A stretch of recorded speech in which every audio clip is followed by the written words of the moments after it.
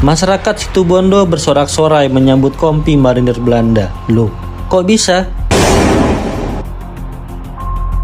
Tampak pasukan marinir Belanda mengarungi perairan Pasir Putih Situbondo.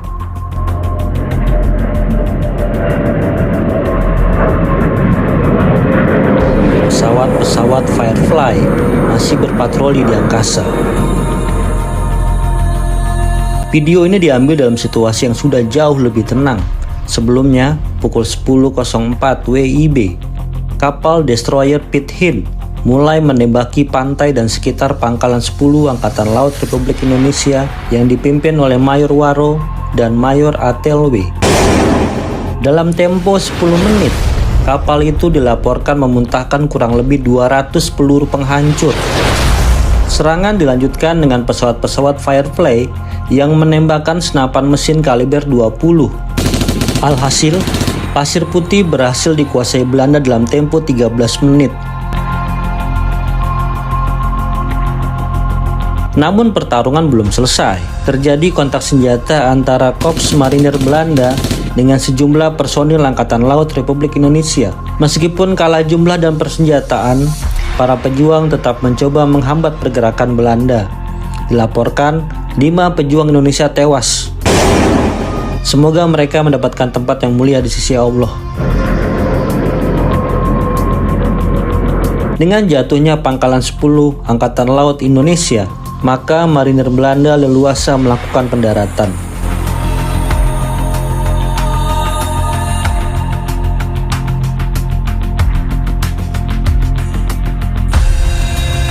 Konvoi pasukan marinir Belanda dipecah dua. Pasukan pertama bergerak menuju Besuki Situbondo ke Probolinggo.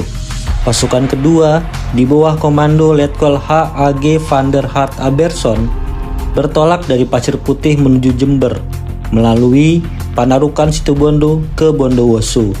Sejarah mencatat, rencana ini tidak berjalan gampang.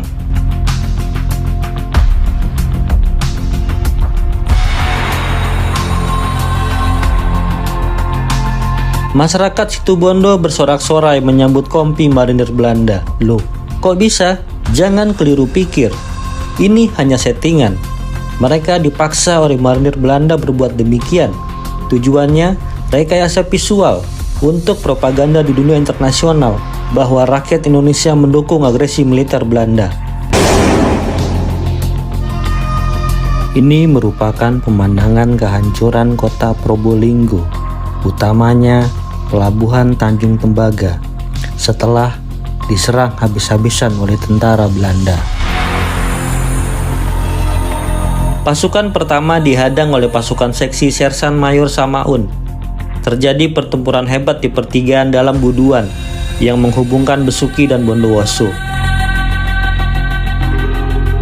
Sementara menjelang Probolinggo, pasukan marinir Belanda diserang oleh satu kompi tentara Republik Indonesia yang ditugaskan oleh Mayor Abdul Rashid.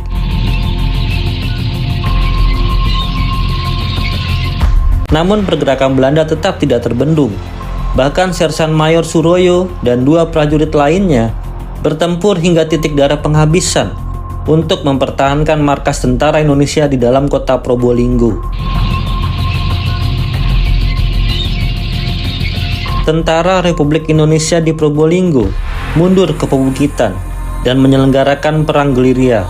Perang ini mendapat dukungan dari rakyat Probolinggo, termasuk Muhammad Saleh, seorang dokter yang secara berkala mengirim obat-obatan bagi para pejuang gerilya.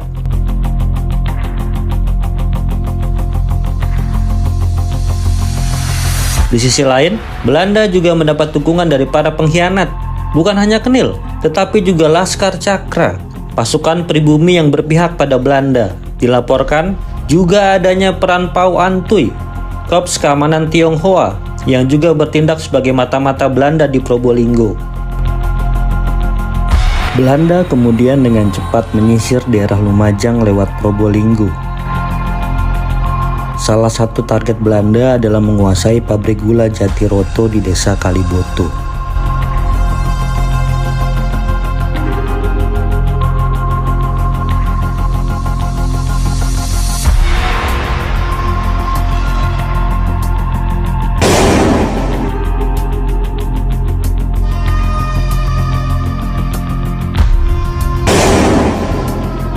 Kekuatan yang tidak seimbang memaksa tentara Indonesia mundur, seperti yang dilakukan kompi pasukan pimpinan Letu Sukertio yang membangun basis di daerah Huringin Sari, Penggung.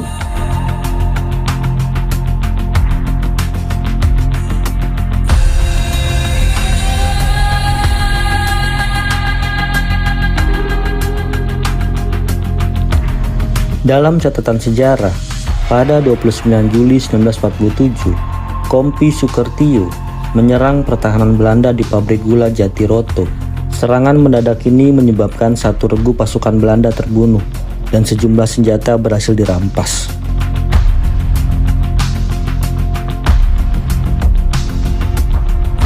Pada awal September 1947, ketika iring-iringan truk dan jeep pasukan Belanda mengadakan penyisiran di Negosari, pasukan Sukertio menghadangnya.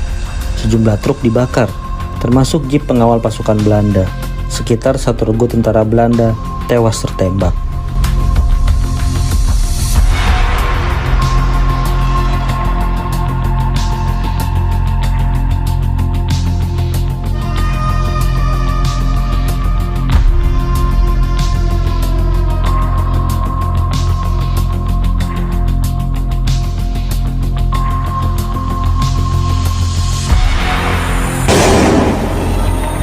Pada 21 Juli 1947, pukul 00, Jenderal Spoor resmi memimpin pelaksanaan agresi militer Belanda I.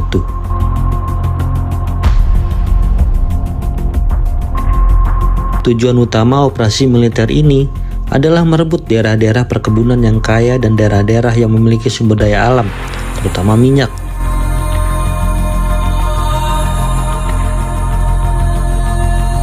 Tujuan kedua, menduduki Solo dan Yogyakarta sebagai pusat politik dan militer Republik Indonesia dan menawan para pemimpin politik dan militer Republik Indonesia. Namun, sebagai kedok untuk dunia internasional, Belanda menamakan agresi militer ini sebagai aksi polisionil dan menyatakan tindakan ini sebagai urusan dalam negeri.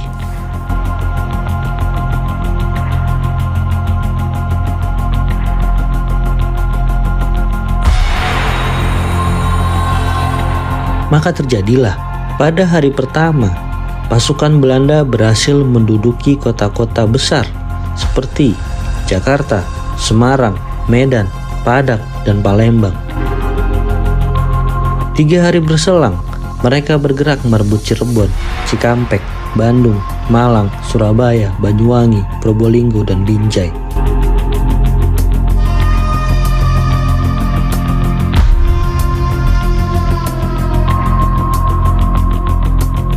Dengan serangan mendadak ini, Belanda menguasai daerah pertanian penghasil pangan di Jawa, perkebunan di Jawa Timur, serta ladang minyak dan pertambangan batu bara di sekitar Palembang.